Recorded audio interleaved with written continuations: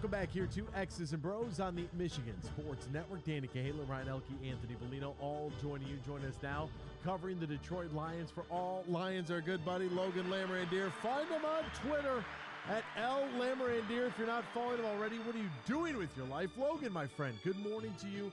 How are you? How's life? How are things? Good morning. Yeah, I'm feeling a little bit bittersweet, I think, because obviously the season ended well, but sure would be nice to be in the playoffs. And I told myself I wasn't going to be disappointed, but here we are, still being a little bit disappointed. And I think the biggest reason is just because I felt like if the Lions were to make it, they could have actually done something. It wasn't one of those years where they were like just snuck in or backed in and half the team's injured and they're not playing well at the end of the season. I really think the Lions could have made some noise in the playoffs, so that's what hurts. But it was what a way to end the season. I'm feeling pretty good about the future and just where the Lions are at. So I'm doing great. The Lions are really giving me a reason to hold my head up high right now. Yeah, it really was, and we fielded some calls yesterday where maybe some people kind of feel the same because at one point the Lions did control their own destiny and they laid that that massive egg in Carolina. And then you can go back to earlier games in the season where some of those losses that were one possession games, you could have done this, you could have done that, but at the end of the day, this team, up until the kickoff of Sunday Night Football, 40 minutes prior to, this team had a chance to make the playoffs and far exceeded a lot of our realistic expectations of what the 2022 Detroit Lions would be. And I think that gives us a legitimacy for hope for the offseason. And maybe hope is the wrong word because I think that most people kind of feel right now like this thing is real. No, I do. And that's the part that hurts so bad right now, that they're done. They've played the last game, because I do think it's real. And for a little bit when they started going on this winning streak, I thought maybe it was a fluke. But at this point, you can't call it a fluke. They had 10 really strong weeks, well, outside of the Carolina Panthers game, like you mentioned. But that's going to happen in the NFL, and it's really tough to your back stretch go 8-2 like that. That's really impressive. And so I think this offseason is going to be big. There's draft capital, there's salary cap that can be spent, and they're just going in the right direction. And it's odd because I feel like I always find ways to be hopeful every offseason, but this one just feels different than all the rest, just because of the trajectory that they're on and the team and the young guys they have in place. And I think a big reason why it's when the Lions started off 1-6, it was horrible. It was not great. And this is the same team, but it's just players now developing and all these young guys really stepping up. That's what carried them at the end of the season. And all these unheralded free agents, these guys that Brad Holmes picked up, and they're just maybe role players, but they contributed a lot to the team. So it's just everything's moving in the right direction, and you hope this momentum can continue from this season into next, because next year is a different year and things change. But it just seems like Campbell has these guys ready to run through a wall at any time, and I think playing against Green Bay with technically nothing to play for, with the playoffs out of the picture, what they were able to do and all the determination, and they still wanted to win, and that's not every team's going to be like that. Oh, they absolutely did. And some of the play calls there, I want to get to Jameson Williams' touchdown catch that was called back. You talk about reason to feel excitement for the upcoming year. I mean, a little flea flicker action, and then the toss to JMO. That was, I mean, that's a big time gain at that point on third down. It was 9-3. They do the handoff, the flea flicker. Jared Goff finds JMO, a perfectly thrown ball from Jared Goff, and Jameson Williams shows you what he can be able to do. I mean, if that's not reason for excitement right there, I wish that flag wouldn't have happened, just so we could have talked about that individual play more. I know. I posted that actually on Twitter, the video of it, because I just wanted to watch that thing on repeat. I hate that there was a flag on it and it's not going to count, but it's still a glimpse of the future and what Jameson Williams can be, and just the element he provides at that speed. He even stumbled a little bit, and he's still outrunning those guys. And one of those guys was Darnell Savage, who ran a 4.36 at the combine, and he was still pulling away pretty easily from him. So it's just wild what he's going to be able to do. And I hope having a full season, a full off season, just to build upon and get healthy and really build chemistry with Goff, I think that's going to go a long way. Because it definitely looks like the chemistry was lacking, or Goff didn't fully know what, just maybe the speed of Williams. Like, so I don't know. I'm really looking forward to seeing what he can do next year. Just a word of advice for Jared Goff there. You can't overthrow the guy. He can outrun literally anybody. So just throw it as hard and as far as you can. He's going to go and get it. And Jared Goff, we've talked about him a lot this year. And I saw that you had posted this, Logan, so I want to read this directly from your Twitter page. That Jared Goff ended the 2022 season with a passer rating of 99.3, which was tied with Matthew Stafford from 2017 for the highest single season passing rating in franchise history. This is a guy that Dan Campbell talked about taking care of the football. Those fumble issues that we saw last year that had us all throwing our hands in the air and our hands on our head and going, what in the world is happening here? Some of the interceptions that were thrown last year, only 7 picks this entire season, not a single interception over the last 9 games on 324 attempts. I mean, I don't know if it's quarterback of the future. Like, I don't know if that's the right way to phrase it, but I think that we have our guy under center, and this is the guy that Brad Holmes and company believed in when they got here and said, you know what, no, we're going to make this deal for Matthew Stafford. We're going to make this trade. We've got a quarterback here that can carry us while we continue to build the rest of this roster. Yeah, and I think, what Goff did, really for a majority of the season, he had a couple games that were considered probably a struggle at the beginning of the season, and even a couple towards the back end. But overall, if Goff can replicate next year what he did this year, yeah, I think he's a quarterback you can rely on. And even Brad Holmes said in his latest presser, sometimes it's a lot easier to get worse in the draft at quarterback than it is to get better. And as of right now, the way Goff has been playing, I think it would be tough to improve from what he's doing. And now there's parts of Goff's game that I wish he maybe were a little bit more aggressive at times, but at the same time, when you're not turning the ball over hardly ever, that's a great recipe for success. It's going to win you a lot of games if you win the turnover battle. So I go so back and forth on it all the time. Is Goff the quarterback of the future? And I think he's at least deserved next year to be the guy. And if the Lions want to use both their high draft picks on more talent on the defense or just making the team better and just surrounding Goff with weapons and making his life easier, I think it's something that can work for the Lions. Now, if he's a Super Bowl winning quarterback and he's going to elevate teams, and when he has the entire games on his shoulders, is he going to be able to carry a team?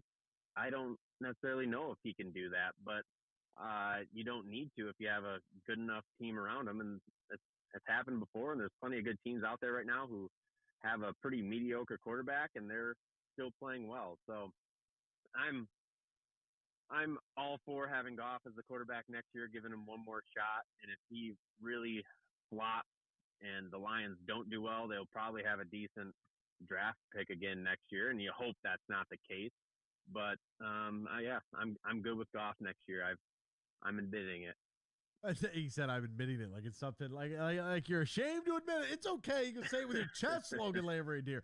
On the defensive side of the football, Aiden Hutchinson with a couple of sacks, falling just a half a sack shy of the rookie record. I was very happy for him because I think that when you have some homegrown guys, I mean, we look at Eric Haas with the Tigers, we look at Dylan Larkin with the Red Wings. You might even say Isaiah Livers with the Detroit Pistons, right? There are some Michigan teams, some Detroit teams that have found whether they've been in-state college products or just products from the actual state. This is their home. Sometimes that could be a lot to try to handle, and there's going to be a lot of pressure, maybe more so than on another rookie. But I really felt like Aiden Hutchinson. I was weary of the sack number going into this year just because I wasn't really sure what to expect. I thought they got the right guy in the draft. It proves that, yes, they most definitely got the right guy in the draft. This is a franchise cornerstone guy. He is, and I was thinking about 10 sacks on the year for him. That was kind of my goal, and he was right there. But he does so much more outside of just rushing the quarterback, and the way he improved and developed was super encouraging as well. You saw a lot of rookie mistakes towards the beginning of the year, and just the way that things ended, you could tell that he's a quick learner. Um, his run defense is great. He does everything so well. And 3 interceptions, like I would have never guessed that he would get 3 interceptions on the year. He just does everything, and I'm super happy with how things turned out, and I'm looking forward, much like the entire team. I'm looking forward to what he's going to be able to do in year 2 and get another off season under his belt.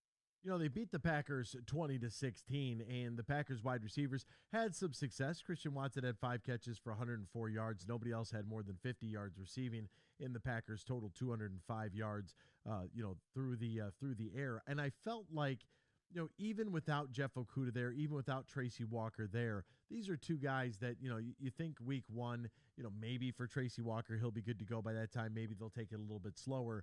But for that defense to hold up the way that they did against Aaron Rodgers, I thought was very, very impressive. The entire unit as a whole. Do you put John Kaminsky on your immediate re-sign list? Or is there maybe somebody else? I know Jamal Williams is another guy a lot of Lions fans are going to want back after setting the single-season rushing record, albeit with an extra game to bypass Barry Sanders in the record book. But is Kaminsky one of those guys that you think that this team has to have back next year? I think he is. He was pretty good, and he's more of a role player, so it's not like he's going to get big money. But with what he was asked to do, he was disruptive, did everything pretty well. And same with Isaiah Buggs. I think he's another guy, especially with them being a little weaker on the defensive interior, where I imagine they'll probably draft a guy, maybe even bring in another free agent. But Buggs still deserves to be around next year too. And a lot of those, I mentioned it earlier, there's just a lot of role players on this team that when they were signed, it's not like they were big signings at all. And these players were waived or cut, and the Lions picked them up and they did great for them. So I'm all for re-signing those guys. And at the very least, I'm not saying that those are going to be starters, but if they're in a similar role or depth piece, they're going to be great depth options, even if the Lions are to improve on the talent or at least bring some younger blood in. Yeah, all those guys are. It's all the Lions free agents. There's not many of them right now that I'm saying, oh, I want nothing to do with him. I know the Lions won't get all these guys back, and some might get bigger contracts, but there's a lot of players who are going to be free agents where I hope they can bring them back reasonably priced and continue what they were basically doing this year. And it feels like a lot of those guys want to be back in Detroit, which I think is very, very important. And that's something that's said from a tone perspective when you look at the front office down to the coaching staff. And let's get to those coaching staff members. I know a guy by the name of Ben Johnson, right? He works for his dad, Tommy Johnson, at Bill Johnson and Sons Wholesale Meat Distributors out of Milan, Michigan. They're driving all over the place. They're throwing hams out the back of the truck, right? I love Ben Johnson. Now, the other Ben Johnson, I was thinking maybe we could give the rest of the NFL my Ben Johnson's cell phone number and have him just call him. He can hook him up with a tenderloin and tell him to go fish. Get out of here. We don't want you calling our Ben Johnson.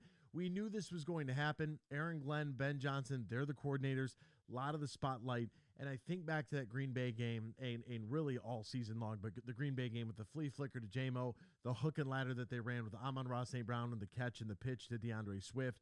You know, the way that they managed that 2nd and 1 where they got the encroachment, decided to decline the first down to run an extra play and make Green Bay burn another timeout. It just feels like this group has such a good chemistry. Do you think we can retain either or both Ben Johnson and Aaron Glenn? I think we can.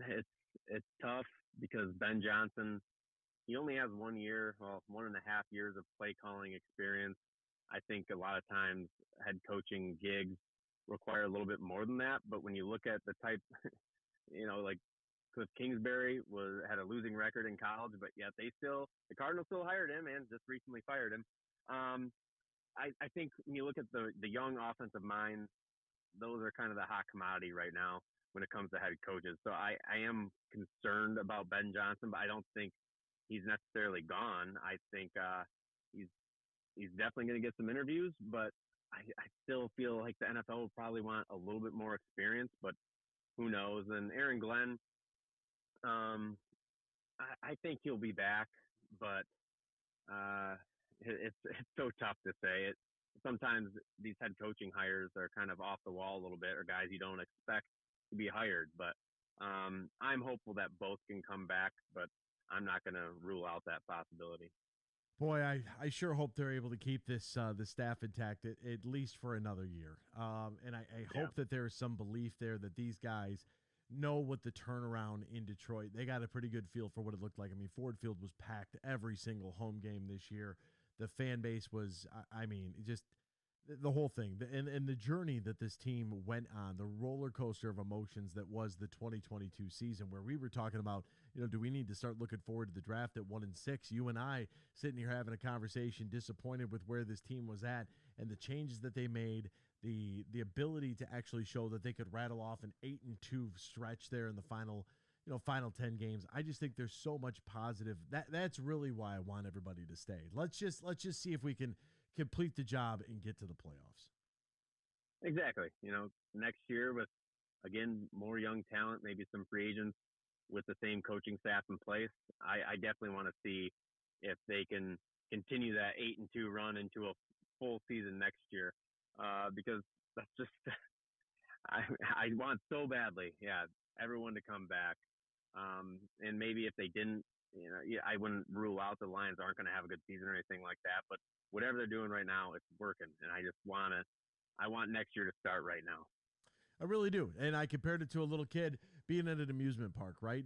Or a moment in your childhood that you look back on, you wish you would have that day would have lasted forever, because that's kind of how this season felt, right? Especially here at the end. Like, please, I don't want to go home yet. The party's just getting started. Why do we have to do this? And it comes to a close. And Logan Lamorandier, I can't thank you enough for being with us once again for another season of Lions football, man. It's always a pleasure to get you on the air. We thank you so much for your time every Wednesday, man. So thank you. It's been an absolute pleasure. Let's touch base soon as we inch closer to the 2023 NFL draft, my friend. Of course, I know I can't believe it's already over, and always enjoy it. Look forward to it, and yeah, we'll have to catch up soon. Love Logan Lamorandier. Love the fact that he spends so much time with us throughout the football season, and just love where the Lions finish.